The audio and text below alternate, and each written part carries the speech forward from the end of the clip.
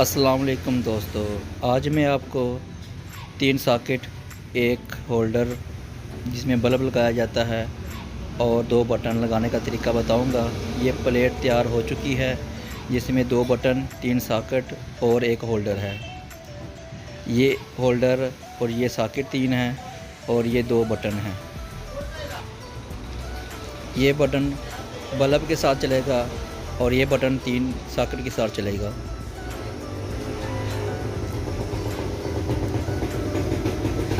ये अर्थ की तार है जिसे हम न्यूट्रल कहते हैं। यहाँ पे न्यूट्रल तार लगेगी। ये न्यूट्रल लग गई और अब इसके बाद हम फेस की तार लगाएंगे जिसे हम गर्म तार कहते हैं, जिसमें करंट आता है। ये फेस की तार लगेगी यहाँ पे। ये तार यहाँ पे हम गुजारेंगे और नट टाइट कर देंगे।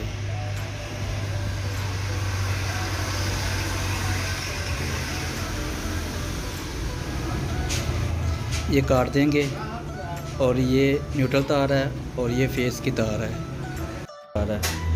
ये हम होल्डर लगाने लगे हैं बटन के साथ। ये नट खोलेंगे इसका। ये होल्डर का नट मेल देंगे अच्छी तरह और आप उस स्विच के साथ इसका कनेक्शन देंगे। ये स्विच के साथ कनेक्शन हो गया।